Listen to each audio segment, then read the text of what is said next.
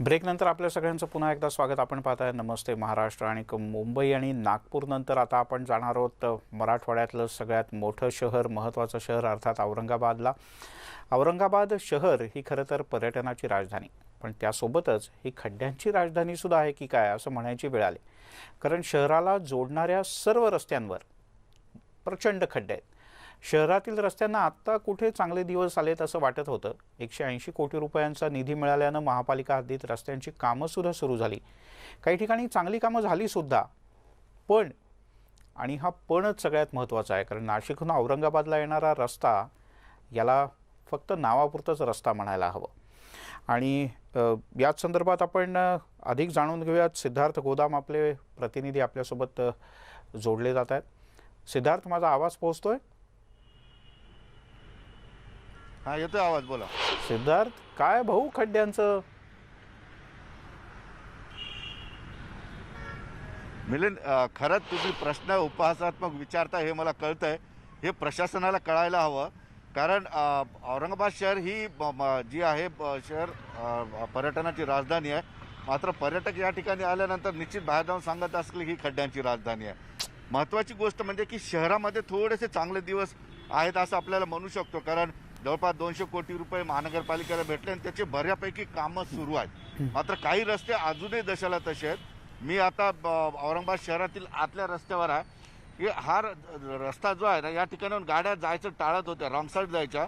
मात्र काल परवा जे आहे, आता या ठिकाणी जे आहे रस्ते विजावण्याचं काम केलेलं आहे. कारण नुसतं या ठिकाणी खडी आणि माती टाकलेली आहे आणि ती पाऊस आला की एकदम उडून जाईल. मी थोडंसं दाखवण्याचा प्रयत्न करतो तुला की हे जे आहे ना ते बुजवलेलं आहे. मात्र सगळे खड्डे आताही एक पाऊस आला की सगळं निघून झालं आणि खड्डे जशाला तसे राहतील. म्हणजे बघते की आपण खड्डे विझवण्याचा प्रयत्न केलेला आहे, मात्र हे विजले जाणार नाहीत. कारण हा रस्ता पूर्णपणे उखडून जो आहे त्याच्यावर नवीनच रस्ता करावा लागेल.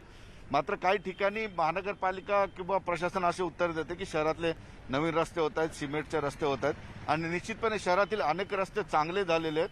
मात्र काही रस्ते वर्षानुवर्ष तसेच आहेत. आता या रस्त्याच्या आजूबाजूला व्यवसाय करणारे आणि सोबत राहणारे लोक आहेत. दादा, काय म्हणाल? हा रस्ता आता तर कुठेतरी विझवण्याचा प्रयत्न केला. 8 दिवस झाले बुजीला होता. तर पावसाचं पाणी आलं तर वाहून गेली ती माती. किती मोठे मोठे खड्डे आहेत ते? लय मोठमोठे खड्डे. आम्ही खुद आहे ना तर 8 ट्रॅक्टर मुरुम टाकलं तिथं. तुम्ही स्वतः टाकलंय? हा. शासनाने नाही टाकलेलं? नाही, मी माझ्या घरात काम चालू होतं, प्युअर मुरुम आणून टाकलं होतं. पुन्हा खड्डे तसेच पडत येते. बघितलं मिलिंद, लोकच स्वतःहून कंटाळून आता हे करतात. दादा, काय म्हणाले? एकंदरीत शहरातले रस्ते काही ठिकाणी चांगले आहेत, काही ठिकाणी खराब आहेत. प्रशासन काम चांगलं करतंय, पण जिथं हकीकत गरज आहे तिथं काम नाही चालू प्रशासन. जिथं गरज नाही तिथं कामाचं तिथं निधी खर्च बनवून चालले. जिथं पाहिजे, आता हा काही दिवसावर एवढा रस्ता खराब आहे पण इथं कोणी लक्ष देत नाही. अच्छा, कोण पडलं होतं? आता तुम्ही पडलं होतं? यो पडलं.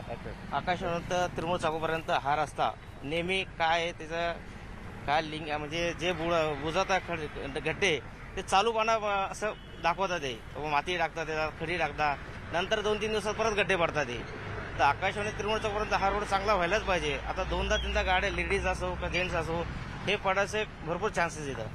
पडता पण आता पाणी सतत गड्ड्यामध्ये सांडलं तर पाणी गड्डे सांडल्यानंतर कोणाला कळत नाही लवकर कशी गाडी चालवायचं, काय कडेल घ्या, इकून येतो त्याच्यात पडू शकते. तू पडला होता का? परवा दिवशी पडलो होतो इथं. गाडी खड्ड्यामध्ये गेलीच पडलो. मग काय लागलं वगैरे होतं? नाही लागलं नाही, थोडं पडलो होतं.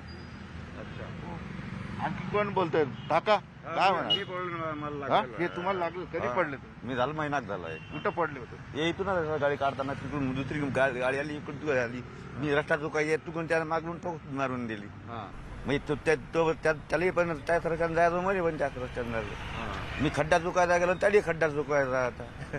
त्यामुळे ते काय गाडीत घेऊन पडलो पूर्ण. डबे मी काम करतो, मी डबे घेऊन पडलो होतो पूर्ण. बघितलं मिलिंद आपण की काही अनुभव लोक पडतातच घसरून या ठिकाणी. महत्वाची गोष्ट अशी आहे दुसरी की ठीक आहे, आता शहरामध्ये काही रस्ते चांगले झालेले आहेत, काही रस्ते आणखी वर्षानुवर्ष तसेच आहेत.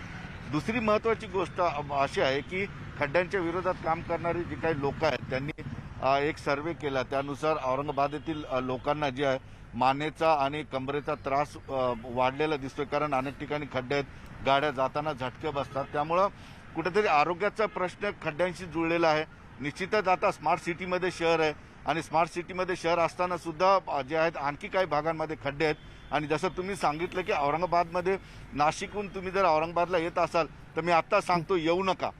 तुम्ही सिल्लोडहून जर वेरूळला जात असाल तर मी आत्ता सांगतो तुम्ही जाऊ नका, कारण एवढे खराब रस्ते आहेत की तुम्हाला म्हणजे सिद्धार्थ, पण याच्यात एक प्रश्न असा आहे मनात आलेला की आता हे नागरिक किंवा तू आहे तर त्या रस्त्याने इथले म्हणजे प्रशासनातले अधिकारी किंवा इथले लोकप्रतिनिधी, इथले खासदार, आमदार यांना या रस्त्यानं जायची कधी वेळ येत नाही का भाऊ?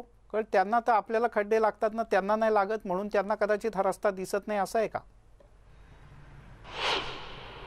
मिलिंद, ज्यांची जबाबदारी आहे ती कसे कबूल करतील ना, हा भोळा प्रश्न आहे तुमचा। कारण आपलं प्रशासन फार चतुर आहे, कारण ते त्या रस्त्याने जातच असतील, नाही असं नाही, मात्र त्यांच्याकडे गाड्या चांगल्या असू शकतात किंवा ते जाऊन सुद्धा कबूल करू शकत नाहीत, कारण जबाबदारी त्यांची आहे। ज्याच्यावर जबाबदारी आहे तो कसं मान्य करेल की हा रस्ता खराब आहे, हा रस्ता माझ्याकडून झालेला नाही? त्याच्यामुळं तुमचा प्रश्न योग्य आहे, पण तो खूप भाबडा आहे आणि आपलं प्रशासन फार चतुर आणि हे झालेलं आहे। आपल्याला माहीत आहे की अनेक ठिकाणी जे आहेत खड्डे मोठ्या प्रमाणात आहेत। तुम्ही, मला माहीत नाही, परंतु तुम्ही जर नाशिकहून औरंगाबादला येत असाल तर तुम्हाला निश्चितपणे त्या रस्ते म्हणजे आपोआप लोकांच्या मनातून शिव्या निघतात, कारण मनस्ताप तेवढाच असतो। आता मला एक सांगा मिलिंद, औरंगाबादला आलेला माणूस वेरूळला जातो, अजिंठ्याला जातो, वेरूळपर्यंत रस्ता चांगला आहे, परंतु अजिंठ्यापर्यंतचा रस्ता म्हणजे तो पर्यटक परत येणारच नाही अशी परिस्थिती आहे।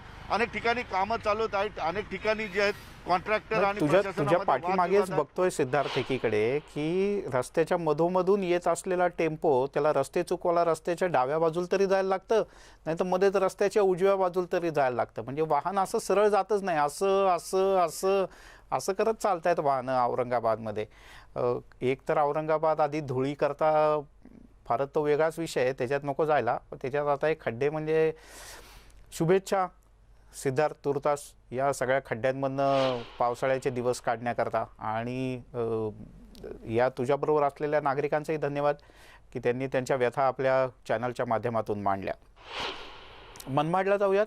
मनमाडची ओळख असलेल्या ज्या काही वेगवेगळी ओळख आहे त्याच्यातलं एक नवीन ओळख काही जण उपहासानं सांगतात, ती म्हणजे खड्ड्यांचं शहर। जवळपास सगळेच रस्ते खड्डे, 5 वर्षात सुमारे 12 ते 15 कोटी रुपयांचा निधी देण्यात आला, पण रस्त्यावर खड्डेच खड्डे असल्याचं चित्र इथे पाहायला मिळत आहे।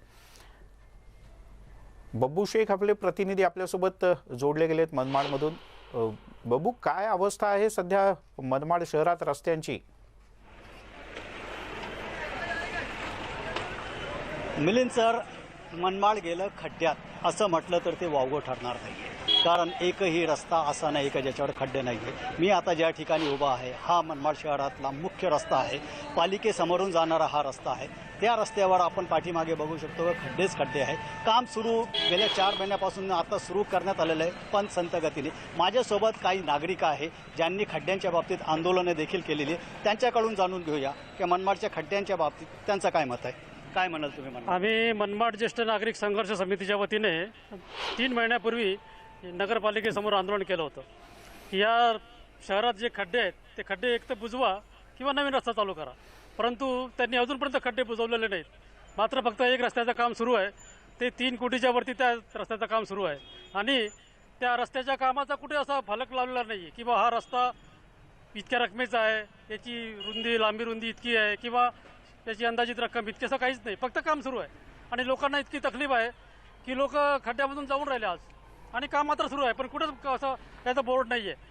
तर आमची मागणी अशी आहे की कमीत कमी त्या ठिकाणी बोर्ड लावला पाहिजे नगरपालिका प्रशासनाने। आणि दुसरं एक असं आहे की या खड्ड्याकरता जे जबाबदार आहेत की या नगरीचे लोकप्रतिनिधी म्हणजे नगरसेवक आणि प्रशासन, हे दोघं जण जबाबदार आहेत, कारण गेल्या 15-20 वर्षापासून या शहरातल्या वार्डात रस्ते नाहीत। आता मी ज्या ठिकाणी राहतो ना त्या हुडको विभागात 20 वर्ष होऊन गेले, पण नवीन रस्ता अजून झाला नाही। तुम्हाला काय वाटतं खड्ड्यांच्या बाबतीत कोण जबाबदार आहे आणि काय परिस्थिती आहे? आज मनमाड शहराची परिस्थिती म्हणजे खड्ड्याचे रस्त्याचे माहेरघर मनमाड शहर बनले आहे। गेल्या 5 वर्षापासून या मनमाड शहरात एक सुद्धा रस्ता असा व्यवस्थित राहिलेला नसून सुमारे शेकडो नागरिक याच्यामुळे अपघाती झाले असून ते आज हॉस्पिटलमध्ये ट्रीटमेंट घेत आहेत। वाहनधारकांना वाहन चालवणे सुद्धा जिकरीचे बनले असून त्यामुळे इंधनची सुद्धा जास्त वापर होत आहे। सदर प्रकार बघता आजपर्यंत नगर प्रशासनाने 5 वर्षापासून मनमाड शहरासाठी काहीच केले नाही. सदर रस्त्यांचे काम चालू असताना प्रशासनातील एकही अधिकारी साईटवर जात नाही का रस्ता काय दर्जाचा बनतोय, त्याला रेती वापरल्या जाते का सिमेंट वापरल्या जाते, स्टील किती प्रकारचे वापरले जाते, अशी कोणतीही खबरदारी नगरपालिका प्रशासन घेत नाही आहे.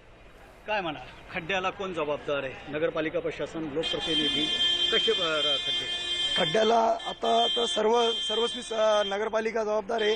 पण त्या हिशोबाने जर पाहायला गेलो तर रोड टॅक्स आपण जर जेवढं भरतोय तर त्या रोड टॅक्सच्या पोटी आपल्याला रिटर्नमध्ये काय भेटतंय हे आपल्याला आता कळतच नाहीये. आणि त्यानंतर रस्त्याचे कामं 2-2 वर्षापासून 3-3 वर्षापासून सँक्शन झालेले असतात ना, लोकप्रतिनिधी काय करत असतात हेच लोकांना समजत नाहीये.